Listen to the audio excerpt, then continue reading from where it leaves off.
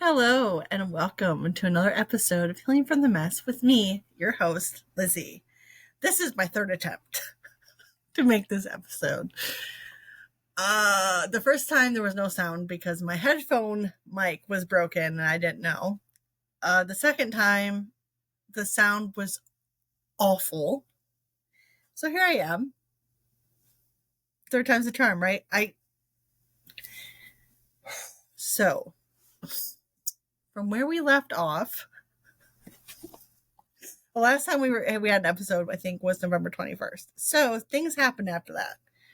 So let's just dive in, shall we? My mother texted me the Sunday before Thanksgiving. This is also the Sunday after I saw her husband. And texted me saying, we need to talk. I think you're a great mom. You're not perfect, but neither was I. Everyone gives their best. No one can do more than that. You grew with the boys into an amazing woman and mom. And about 24 hours later, I responded to her because I was with my husband, so I felt very safe. And I was like, we need to talk about what? And she used my name, my legal name, which I don't go by on here, on this podcast, but she said my name. You disowned me over something that never happened. So immediately I knew that what I told her husband, he told her. Because he's trying to fix it. Can't fix it. And I said, what exactly never happened? I never tried to take your oldest from you. You are a good mom. And I wrote back, there are many reasons why I walked away from our relationship. And had I left it at that, I would have been fine. Had I handed my husband the phone and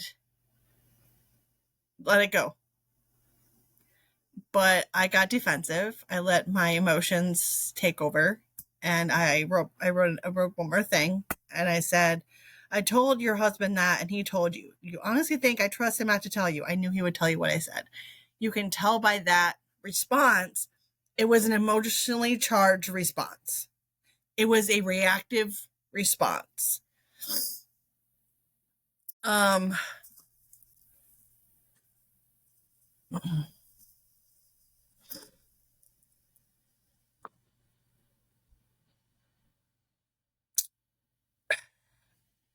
After that, I wrote in my journal and I said,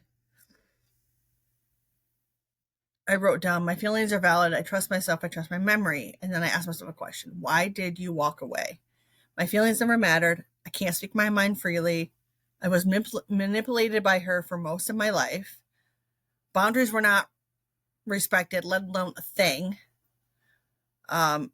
Example was being told things about my dad, his relationship with her, his relationship with his now girlfriend at the time, not now, but at the time. I didn't even know. There was no accountability for her actions. She takes zero responsibility. I can't really be my authentic self. All that was a thing. And then I was really angry about the word she used. I was mad at the word disowned because I never once said, you're no longer my mom. I can even look it up. I have the letter I wrote her. No, I never said she's not my mom. Not one time ever said that to her. So I got upset.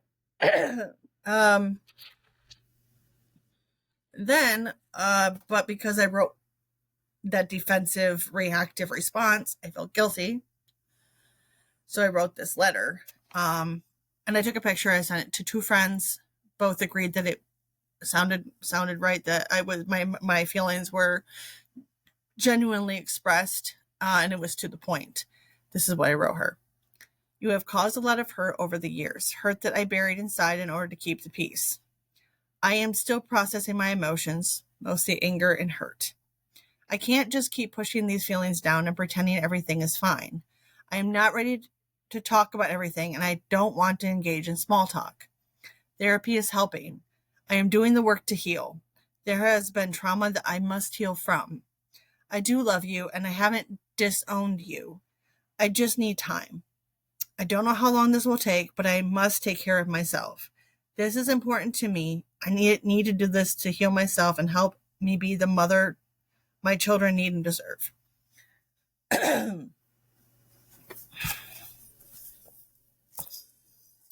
I then sent it to her, the picture of the letter, and sent to her. 3 hours later, she responds. And that every time I would why I cry. Someday I won't. It's when I knew that she wasn't going to change. It's when I knew that my mother is a narcissist and I have to accept it. I sobbed. I cleaned my toilet, and then I sat on my bathroom floor and I sobbed for 15 minutes. I was so angry and I was so hurt because I didn't expect anything, but I didn't have high expectations of what she would say, but I didn't expect what she said. Her response was, I love you. I pray for you and me and our healing. Hugs. Our healing?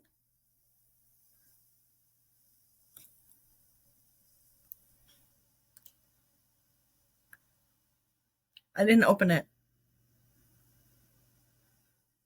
I don't want her. Why give her the satisfaction of knowing I opened it? It just.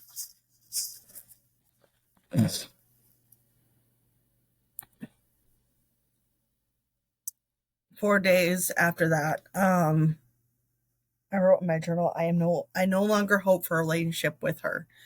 She's a narcissist. It will always be about her. She will never acknowledge me. I have to accept this. These facts back it up. I trust myself and my decisions. I have done what I can. There's nothing more I can do. I must let go and move on. Radical acceptance. Which, if you know the book, It's Not You by Dr. Ramani, she talks about that in her book. I can accept that she will not change. I can accept that our relationship is over. I can accept that I must live my life without her in it. I trust myself, my intuition, my gut, and my decisions. I know myself best. The same day, I was writing more about I asked, why did you walk away? So this is part of that. I know I'm doing a lot of reading, but I really want to share. I want to share this process with you. This is healing from the mess. This is me sharing my journey. And it also talks about things I went through in my childhood. There is something that happened that was, for me, anything that's not more than 20 years old is still too new for me to talk about. Because I still have so much process about that. My childhood is easier for me because it's so far back that I can kind of get there. So here we are. As a child, after the divorce, my mother and my father's divorce, I was 8, I was 9 when she moved out. I think the divorce was filed when I was 9. Mother would tell me how much she hated my father. She'd ask me to spy on him and his new girlfriend, which he did not have until 2 years after their divorce. I think. I don't remember exactly. She would tell me that only whores wear red and lingerie. I remember looking through there was a lingerie book. My dad asked me, which is another thing, my dad asked me to pick out lingerie for his girlfriend, which was really weird and inappropriate. It was really inappropriate. Accused my father of molesting me, sent me to therapy to tell on my father, which backfired because he never was inappropriate with me. Having me look at lingerie and tell him, yeah, she'll like that one. It was inappropriate, but not he wasn't sexually inappropriate with me. I never felt safe with her. She threw a shaving cream bottle at me on my 12th birthday because my brother told me one of my gifts, which she then held back and didn't give me till Christmas. After that incident, I hid in a bush at our neighbor's house for an hour waiting for her to cool off because I felt afraid. She hit me in the head with our cordless phone because my brother and I had prank called someone and they *69 and yelled at my mother, which was stupid. It's a prank call. Who cares? the Easter incident, 1999, which I've talked about when she kidnapped us. The manipulation, my relationship with my father, with my brother, the triangulation that's happened. She's always pinned my brother and I against each other. Even though she's the one who did those things, she would tell each of us, like, the other one did it. There are so many lies, I don't know the truth, and I have to trust my own memories and my gut instincts. Her schizophrenic episodes, her mental hospital stays, her fear of her father, those were really hard for me. Because we were always on edge. It was like we're always waiting for something, the bad, horrible thing to happen. And then in reference to the Easter 1999, she hid bags behind bushes on the streets of downtown. One of the bags that were never found contained my brother's and my own baby blankets. My brother was devastated by that loss. He was sad and angry. I was indifferent. I remember not allowing myself to feel upset, telling myself that I wasn't meant to have it well into adulthood. This was written on the 8th of December. But today I cried for my 12-year-old self. She lost something that made her feel safe. She lost something that her great-grandmother had handmade for her. She lost a piece of her innocence. Today I give her a safe space to grieve the loss of her blanket, her innocence, and her safety. I hold this space for you. You are loved. I had to. And what's weird about it is I used to remember for a long time if my blanket was one of them that was, hidden or was in there and I didn't get it back. I know our Easter gifts. We had Easter gifts from her because it was the Easter weekend, obviously. And I had this. She bought me. It's a watermelon shaped pencil case. It was really cool. And then she bought me these lip glosses that looked like like a paint. You open it, look like you would put a paintbrush and you paint. That's what they looked like. But they were lip gloss. You could just put in the lip balm. I know those were missing. I believe my blanket was too, but like I said, I didn't allow myself to be upset. It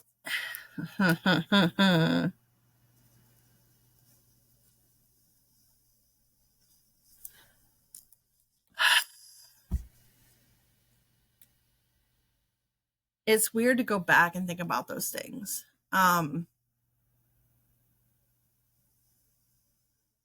they happened. And honestly, I realized yesterday I'm still really angry with her about the year we were moving. Like, we were moving and it was my oldest's 8th grade graduation. And she knew about it. The day I found out about it, I sent it to her, but it was the day after we had like this blow up. Which was when I spoke my mind and she got mad about it. It was giving me the silent treatment. But I sent it to her. So she had, 6 weeks. Her schedule changed. I knew she would have time to go. I didn't remind her because I already sent it to her. It's her responsibility to put her phone in her calendar. She is a grown adult. She can do that.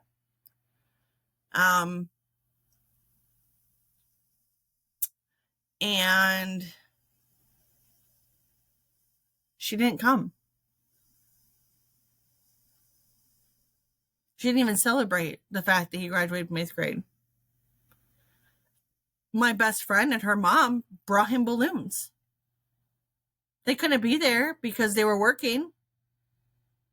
But they showed up to the house later with balloons to celebrate. And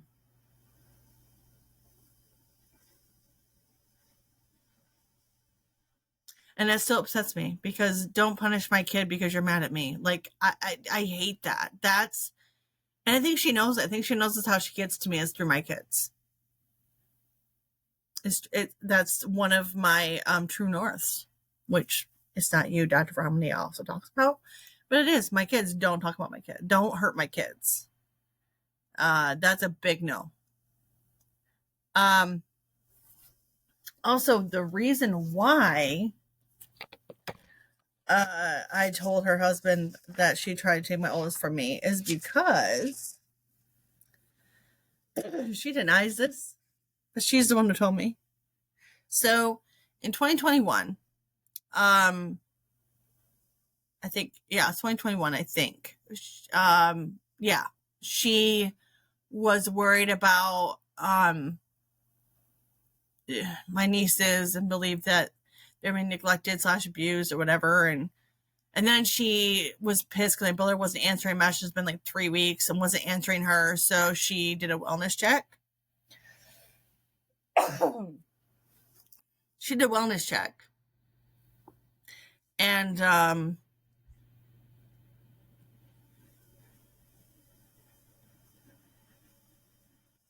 she did a wellness check on him. Which he was fine.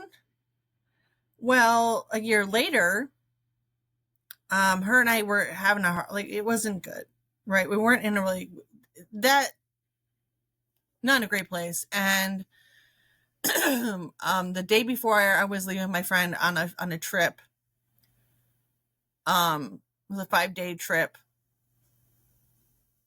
We had our cousin's wedding, and my mom and I weren't like in a great place.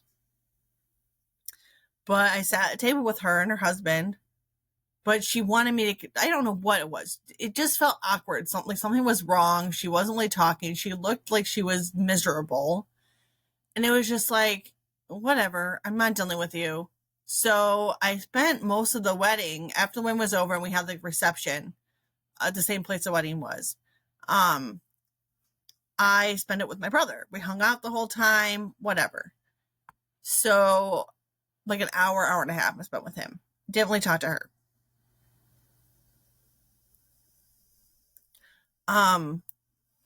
So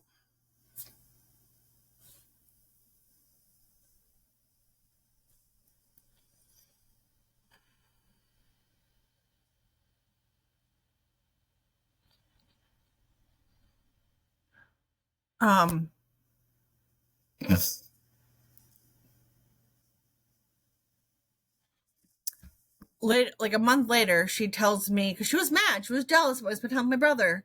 She tells me this, which would have been 2009 this occurred, that my brother talked about raising my child, my only child at the time, my oldest child, against CPS and blah, blah, blah, blah, blah, which she talked about with me about doing this thing with my brother the year before. So, which means that she planned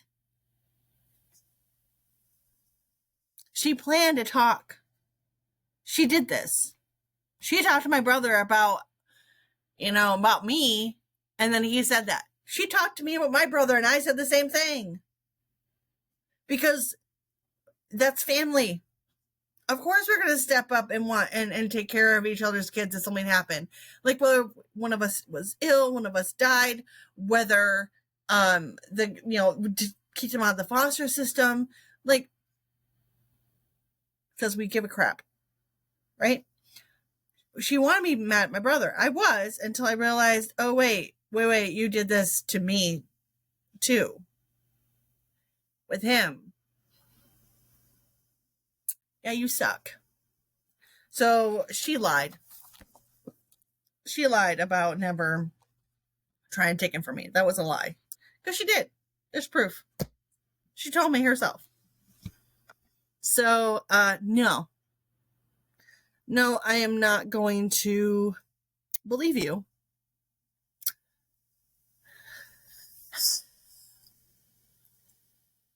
And that's where I'm at. This is where I'm at. I am working through things. I'm still debating whether or not I'm going to text her on her birthday. I have a couple weeks, but I just don't know if I'm going to or not. I guess we'll see. I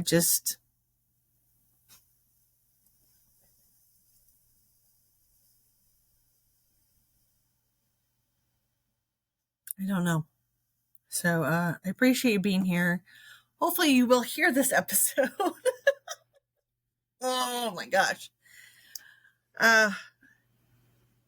Thank you for being here. I hope you will join me next time for another episode of Healing from the Mess with me, your host, Lizzy.